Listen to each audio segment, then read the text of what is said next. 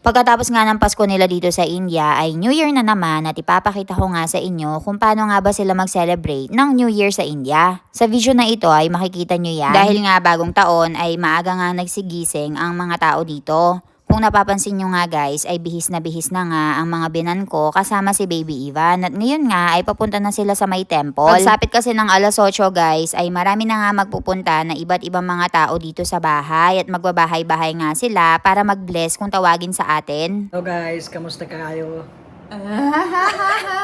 Guys, good morning! Kamusta kayong lahat? So for today, it's what they're calling Sal Mubarak. What do you mean by Sal Mubarak? New Year. New Year. It's like Chinese New Year, English New Year, we have Indian New Year. So, ito yung outfit natin for today guys. Simple-simple lang because dito lang naman tayo sa may society and sa may village. Pero yung iba, they wear sari. Pinapagsuot ako ng sari ng asawa ko because I look good in sari daw. Pero we forgot to bring the yung mga Jewelry. sutra, yung mga bangles. So, I was like, okay, magsuot na lang ako ng kurta. So, ayan ang ating kurta for today. Simple lang. Classy-classy ang atake.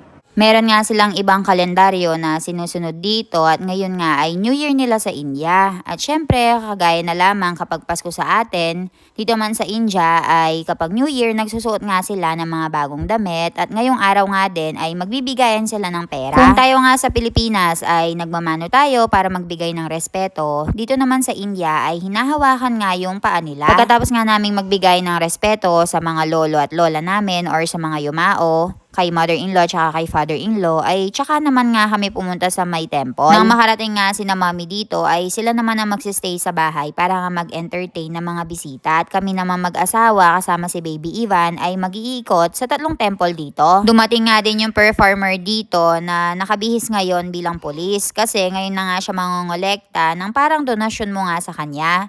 Nag-perform nga siya dito at sinasabi niya nga sa akin na meron nga daw akong multa kaya naman ay kailangan kong magbayad.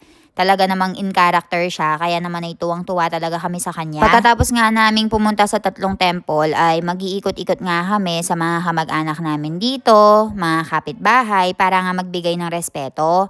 At yung mga malalapit na kamag-anak namin ay magbibigay nga ng pera kay Baby Ivan. Pagdating naman sa mga pagkain guys ay meron lang sila mga specific na mga pagkain na niluluto pero mostly ang mga niluluto nila ay mga mamantika. At yun nga ay ang makikita natin sa tinatawag nilang angkot dito. So mga 10:30 guys ay magkakaroon na nga ng kantahan sa temple at yung mga tao dito or mga villagers ay magbibigay ng iba't ibang mga type ng pagkain.